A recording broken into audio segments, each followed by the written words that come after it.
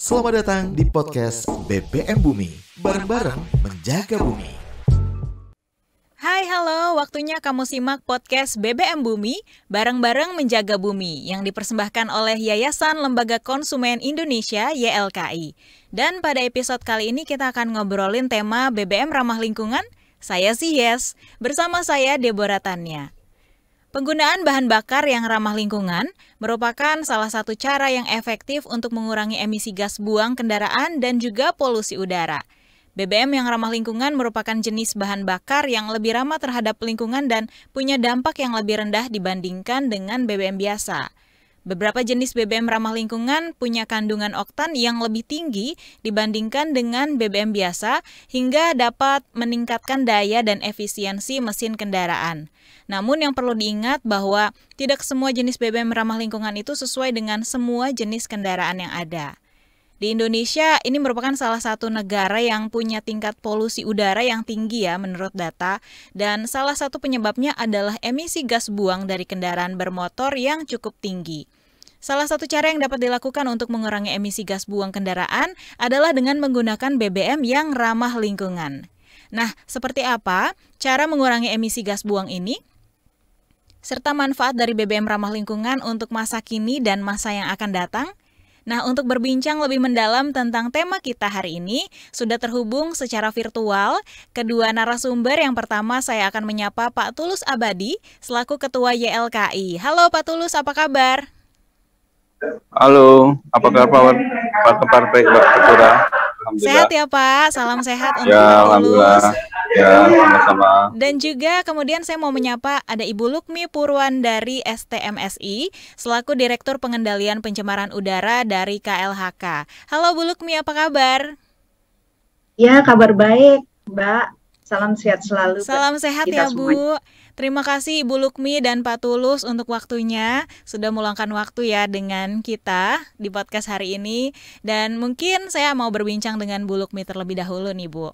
Bisa diberikan penjelasan mungkin dari Bu Lukmi ya, dari KLHK sendiri tentang BBM ramah lingkungan dan urgensi penggunaannya saat ini seperti apa Bu Lukmi? Iya, BBM ramah lingkungan ini ya intinya BBM yang tidak memberikan dampak yang buruk terhadap lingkungan, harapannya begitu. Nah, kalau di Indonesia sendiri kriteria BBM ramah lingkungan ini antara lain memiliki nilai oktan yang tinggi atau RON minimal 91 kalau untuk bensin, dan kalau untuk diesel memiliki nilai setan number minimal 51, dan juga untuk kandungan sulfurnya harus rendah, maksimal 50 ppm. Begitu. Kalau urgensinya, ya karena bahan bakar yang kualitasnya rendah ini mempengaruhi proses pembakarannya. Disitulah terjadi emisi-emisi gas buang. Antara lain ada CO, tentu ada hidrokarbon, ada NOx, sulfur ikut terbakar, partikulat, dan mungkin ada beberapa yang PB. Meskipun Indonesia sudah bebas dari PB ya di sejak 1 Juli 2006 itu kita sudah bebas PB di bahan bakar. Dan intinya dengan adanya gas-gas tersebut, misalnya kandungan sulfur yang tinggi, ini bisa menghasilkan emisi gas berupa SO2 atau SOx, di mana itu berkontribusi terhadap berkontribusi terhadap hujan asam. Dan selain itu seperti adanya CO2 dan hidrokarbon ini juga berkontribusi untuk pemanasan global ya, menambah emisi gas rumah kaca. Jadi itulah kenapa kita harus bersama-sama sepakat untuk selalu menggunakan bahan bakar yang ramah lingkungan, begitu.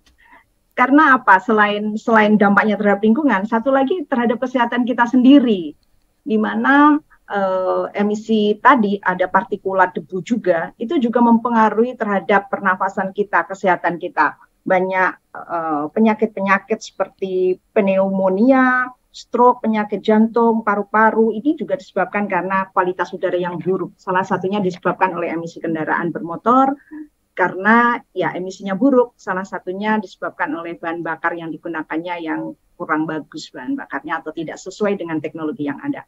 Itu Bu. Baik, Bu Lukmi. Nah, tadi kan Bu Lukmi sempat membahas tentang dampak-dampak negatif ya jika kita menggunakan BBM yang tidak ramah lingkungan bagi kesehatan tubuh kita. Nah, kalau misalnya dari YLKI ini Pak Tulus melihat seperti apa sih Pak BBM ramah lingkungan ini ketersediaannya di Indonesia, Pak? Apakah sudah bisa memadai? Seperti apa, Pak? Ya, pertama saya menyambung dari Bu Lukmi soal BBM ramah lingkungan. Pada intinya, kalau BBM ramah lingkungan kan BBM adalah produk energi fosil. Ya. Secara ekstrim itu memang kita katakan belum ramah lingkungan, karena yang ramah lingkungan mestinya adalah jenis energi baru terbarukan.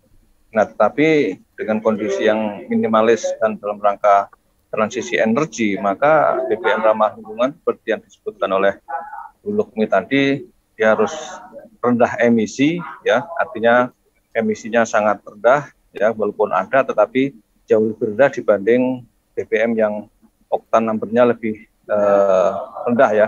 Jadi kalau oktan numbernya tinggi, maka dia menghasilkan emisi yang rendah. Nah, itulah yang kita inginkan, adanya jenis BBM yang ramah lingkungan yang harus kita gunakan untuk mengurangi polusi dan juga untuk melindungi konsumen. Nah, kalau dari sisi pasokan dan ketersediaan sebenarnya tentu sangat banyak, ya. Pertamina dan juga SPBU lain siap untuk masuk itu. Tinggal bagaimana kesadaran konsumen untuk menggunakan BBM yang ramah lingkungan dengan emisi yang rendah itu. Ini sebenarnya merupakan tanggung jawab sosial konsumen untuk menggunakan jenis BBM yang minimal emisinya, sehingga tidak mencemar lingkungan secara berlebihan. Kira-kira gitu, Mbak. Baik, Mbak kembali Deborah. ke Ibu Lukmi tadi, menyambung ya. Kalau kita berbicara tentang kendaraannya yang menggunakan bahan bakar minyak nih, Bu, apakah kendaraan bermesin tertentu yang bisa menggunakan BBM ramah lingkungan atau adakah kriteria khusus nih untuk jenis kendaraannya, Bu Lukmi? Iya, perkembangan teknologi kendaraan bermotor dengan bahan bakar fosil ini kan berkembang terus ya. Mulai dari Euro 1 itu berkembang di Eropa sejak tahun 92.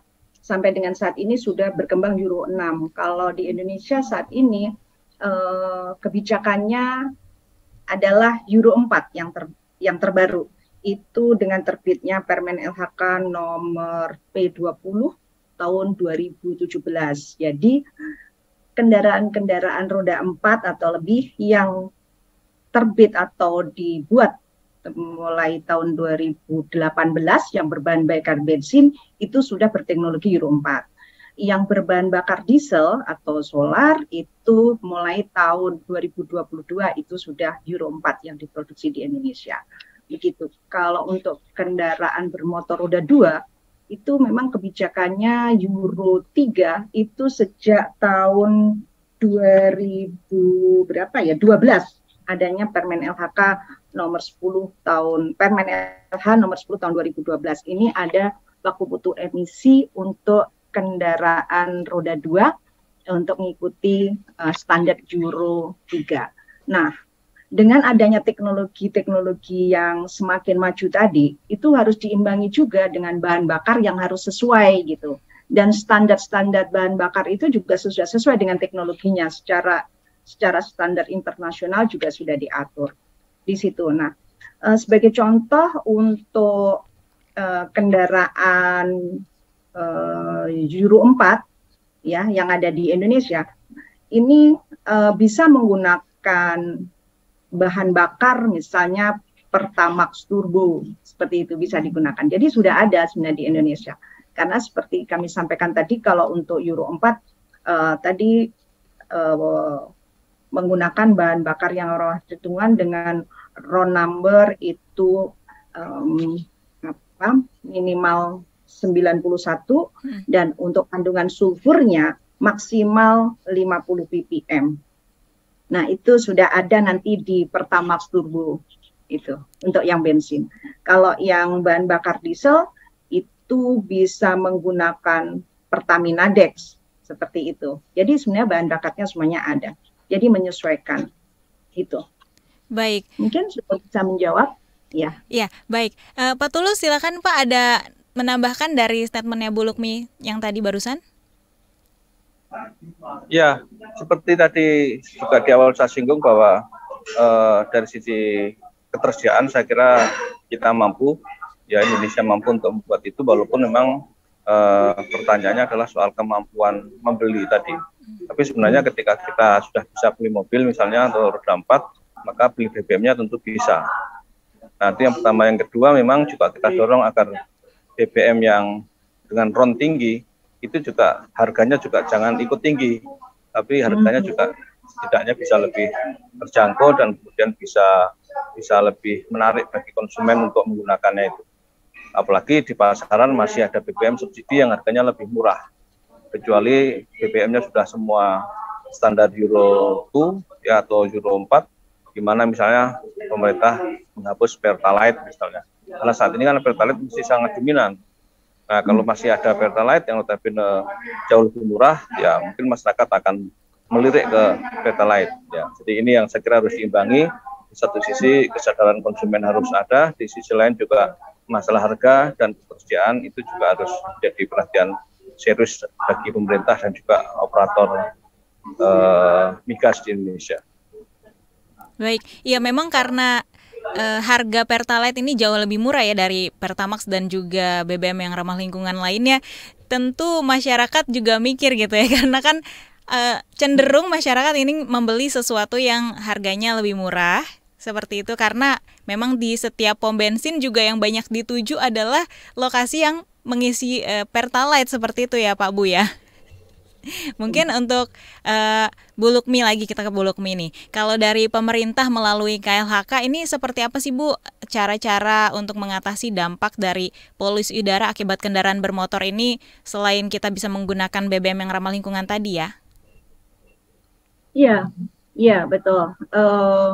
Itu sifatnya kalau bahan bakar atau penggunaan bahan bakar itu kan menyadarkan masyarakat untuk menggunakan bahan bakar yang ramah lingkungan. Karena di Indonesia kan masih ada pilihan-pilihan dan tidak diwajibkan harus menggunakan ini, menggunakan itu karena sifatnya pilihan. Oleh karena itu penyadaran juga perlu diperlukan. Karena seperti penyadaran bahwa kendaraan dengan bahan bakar yang memiliki nilai oktan tinggi itu ya memang harganya lebih mahal ya, memang beda. Tapi punya keuntungan juga sebenarnya. Performa mesinnya kan lebih bagus gitu, emisinya juga lebih bagus, lebih ramah lingkungan. Dan katanya juga irit gitu. Jadinya mestinya itu kalau hitung-hitungan masyarakat disadarkan bahwa itu juga akhirnya bisa murah. Karena yang lebih penting lagi, ongkos biaya kesehatan jika kita sakit, itu tentu juga akan besar gitu. Intinya kita kan bernafas tiap saat, tidak bisa puasa nafas juga gitu. Oleh penyadaran seperti itu sangat penting. Jadi kalau udara kita kotor, tidak kita jaga dengan cara menggunakan bahan bakar yang baik, dengan menggunakan kendaraan yang berteknologi baik dan melakukan perawatan, tentu ini menyebabkan udara kotor dan berdampak ke kesehatan kita. Nah, yang kami lakukan untuk mengajak masyarakat ini penting melalui sosialisasi, dan ini mengingatkan kami nih, Ibu, diskusi hari ini mengingatkan kami untuk menyadarkan kembali, lebih sering-sering lagi melakukan sosialisasi kepada masyarakat untuk menggunakan BBM yang ramah lingkungan. Jadi perlu pemahaman itu, karena masyarakat sekarang kan yang penting murah begitu ketika beli bahan bakar. Berikutnya kami juga sudah bekerja sama dengan komunitas-komunitas seperti komunitas pesepeda, pejalan kaki. Nah, kami nanti juga akan lebih menggalakkan kampanye penggunaan bahan bakar ramah lingkungan. Selain itu juga KLHK sudah juga selama ini melakukan semacam lomba untuk mengajak masyarakat bagaimana mengemudi yang baik, eco-driving. Memang tahun 2022 kami tidak melaksanakan. Jadi bagaimana mengendarai kendaraan dengan cara hemat, atau cara-cara yang kita lakukan itu tidak boros bahan bakar. Saya kira begitu. Dan yang paling penting saya kira mengurangi penggunaan BBM itu juga lebih penting. Jadi meskipun bahan bakarnya sudah bagus pun, sudah ramah lingkungan pun, tapi kalau kita menggunakan kendaraan publik gitu ya, bersama-sama kan satu mobil, satu cerobong, satu emisi untuk bersama-sama. Jadi itu mengurangi pencemaran udara juga. Saya kira mengajak masyarakat untuk menggunakan kendaraan publik kalau pergi yang jauh-jauh atau menggunakan sepeda untuk jarak yang dekat itu juga penting untuk dilakukan, dan itu kami lakukan sampai dengan saat ini. Dan lebih sehat juga kalau misalnya pakai kendaraan sepeda gitu ya Bu, karena bergerak semua nih tangan kaki ya. Iya, tapi memang harus sarana prasarana fasilitasnya harus tersedia juga ya Bu, memadai ya. tersedia supaya aman dan nyaman begitu. Iya betul. Dan kami memang mengajak itu, ada namanya kami program Langit Biru yang sudah direvitalisasi. Kami mengajak pemerintah daerah untuk menyediakan sarpras untuk pejalan kaki dan pesepeda. Ini diutamakan juga, salah satunya ya kendaraan umum tadi.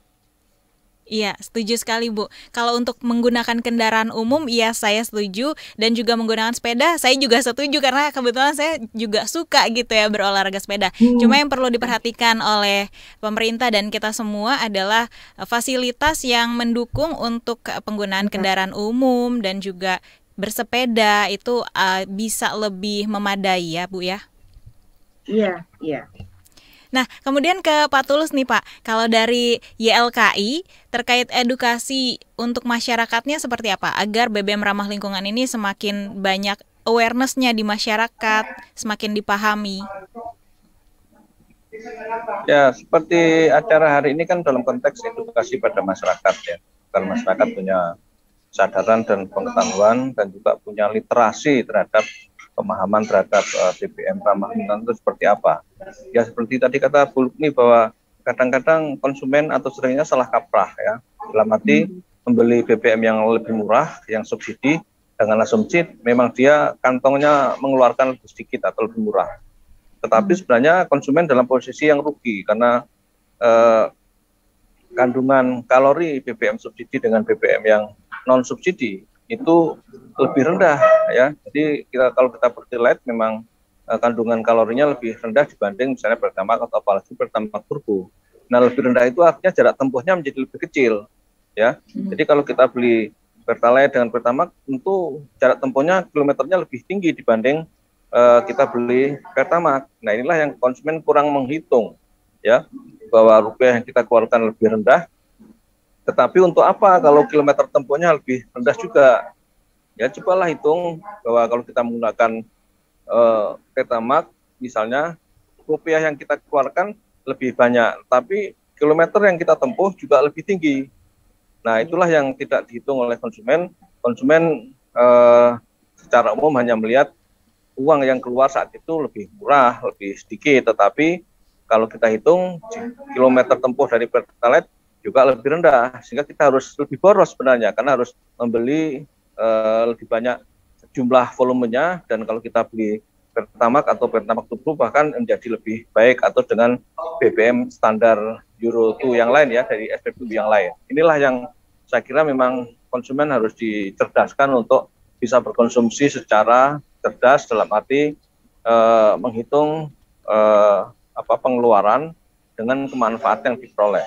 Belum lagi kalau menggunakan BBM yang jenis RON rendah tadi, oktan number yang rendah seperti Pertalite, itu juga biaya maintenance-nya kan lebih banyak ya. Mungkin biaya perawatannya lebih cepat ya, motornya jadi ngelitik dan segala macam, sehingga cost yang dikeluarkan justru lebih tinggi dibanding kalau kita menggunakan BBM yang ramah lingkungan, sehingga perawatannya akan lebih lama dan pengeluarannya lebih sedikit. Ini yang juga harus dihitung soal maintenance dari kendaraan kita ketika kita menggunakan BBM yang lebih rendah atau BBM yang subsidi, dalam hal ini misalnya Pertalite.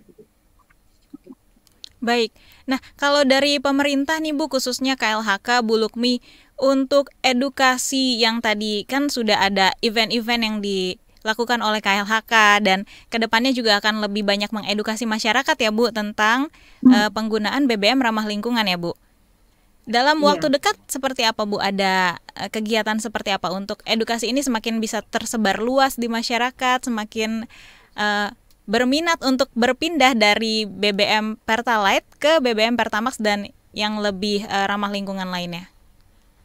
Iya, kami sebenarnya sudah menjadwalkan bersama dengan komunitas untuk lebih sering melakukan kampanye-kampanye Ini kami sudah menjadwalkan, insya Allah dalam waktu 2 minggu ke depan ini sudah ada kita sepeda bersama. Jadi selain menggalakkan sepeda, gerakan bersepeda, kami juga akan menambah tadi penggunaan bahan bakar yang ramah lingkungan. Ini saya kira tadi hari ini, pertemuan ini justru menggugah kami lagi untuk mengingatkan kembali untuk lebih sering mengajak atau menyadarkan masyarakat bahwa udara bersih itu penting, dan salah satu kontribusi masyarakat untuk menciptakan udara bersih itu ya dengan menggunakan kendaraan. Kalau toh masih menggunakan kendaraan bermotor bahan bakar fosil, harus memilih yang ramah lingkungan. Jangan menunggu nanti sifatnya penalti, karena nanti ke depan kan juga akan dikembangkan peraturan atau kebijakan yang sifatnya penalti apabila emisinya lebih tinggi dari standar yang ada, maka ditambah pembayaran pajak atau bayar parkir lebih mahal, itu akan diterapkan, atau bahkan tidak boleh masuk di area-area tertentu, misalnya di kantor, perkantoran, atau tempat-tempat parkir di mall bagi kendaraan-kendaraan yang emisinya melebihi baku mutu atau standar yang ada, begitu. Ya, kita berdoa juga semoga masyarakat Indonesia rezekinya semakin banyak gitu ya, Bu. Jadi untuk mengakomodir pembelian BBM yang ramah lingkungan ini bisa terjadi gitu di masyarakat Indonesia. Dan kemudian untuk Pak Tulus dan kemudian Bu Lukmi, ini ada terakhir kita ingin bertanya apa pesan yang ingin disampaikan kepada masyarakat ataupun pemerintah ya dari YLKI, Pak Tulus, terkait tema kita hari ini, BBM ramah lingkungan. Silakan, Pak.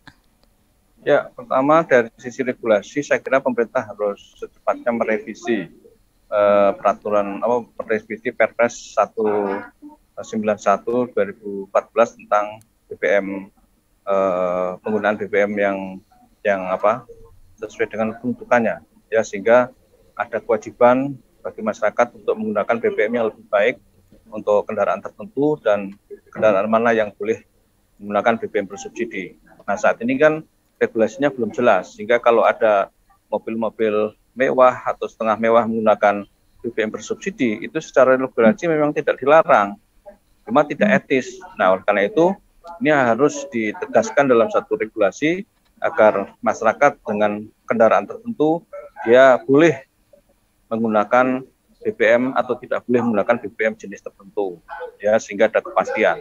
Dan kedua, memang saya kira ini dari sisi etik moral, masyarakat juga harus mulai punya kesadaran untuk bahwa subsidi energi adalah bagi orang yang tidak mampu, ya, bukan orang yang mampu tapi pengennya disubsidi terus. Nah, kedua juga harus punya kesadaran untuk terhadap lingkungan, karena saat ini kan perubahan iklim global itu jelas dipicu oleh penggunaan BBM atau energi fosil, dan itu kendaraan bermotor memegang peran 70% dari kontribusi terhadap pencemaran lingkungan.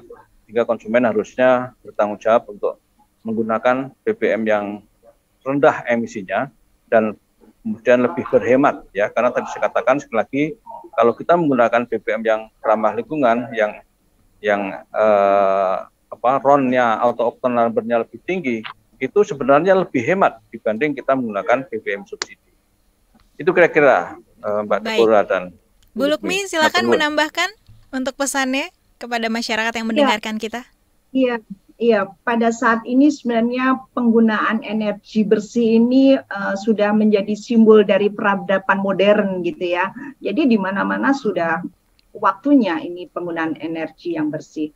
Karena kenapa? Karena ini dapat meningkatkan atau memperbaiki kualitas udara yang cenderung menurun karena banyaknya kegiatan manusia berpindah-pindah, artinya movingnya masyarakat ini juga menghasilkan emisi karena menggunakan kendaraan yang berbahan fosil.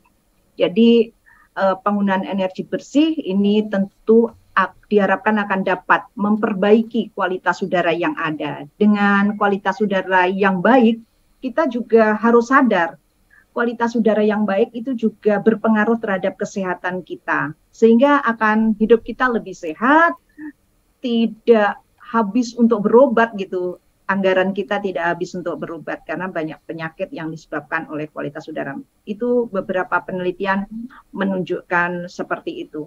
Sekali lagi untuk memperbaiki kualitas udara salah satunya memilih bahan bakar yang sesuai dengan teknologi kendaraan yang kita punya. Kalau mobil kita baru ya berarti pakai yang turbo, Pertamax turbo. Tapi kalau yang sebelumnya terbit misalnya kendaraan-kendaraan bermotor tahun 2000 atau setelah tahun 2012 itu bisa menggunakan Pertamax gitu. Pertamax lah paling cocok untuk semuanya. Dan yang kedua, ini kualitas udara akan jauh lebih baik jika masyarakat juga sudah mulai menggunakan kendaraan publik tadi yang sudah kami sampaikan. Jadi jangan menggunakan kendaraan-kendaraan pribadi terlalu sering atau boros bahan bakar. Agak dikurang-kurangin gitu ya, Bu? Untuk menggunakan kendaraan pribadi. Jadi beramai-ramai satu cerobong kendaraan aja gitu. Dan yang terakhir ini kalau jarak yang pendek-pendek sebaiknya menggunakan sepeda atau jalan kaki saja. Jangan sebentar-bentar naik motor. Begitu harapannya. Baik. Terima kasih banyak. Terima kasih untuk Ibu Lukmi dari KLHK selaku Direktur Pengendalian Pencemaran Udara. Dan juga terima kasih untuk Pak Tulus Abadi selaku Ketua YLKI. Dan mohon maaf sekali karena waktu kita terbatas, jadi kita harus mengakhiri obrolan di podcast BBM Bumi bareng-bareng menjaga bumi episode kali ini yang dipersembahkan oleh Yayasan Lembaga Konsumen Indonesia. Untuk Anda yang ingin memberikan ide masukan, bisa mengirimkan email ke podcast@kbrprime dan tulis di bagian subjek BBM Bumi bareng-bareng menjaga bumi.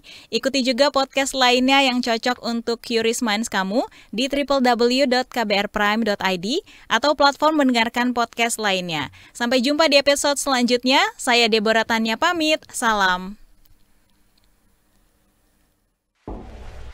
Baru saja Anda ikuti podcast BBM Bumi, bareng-bareng menjaga bumi. Dipersembahkan oleh Yayasan Lembaga Konsumen Indonesia YLKI.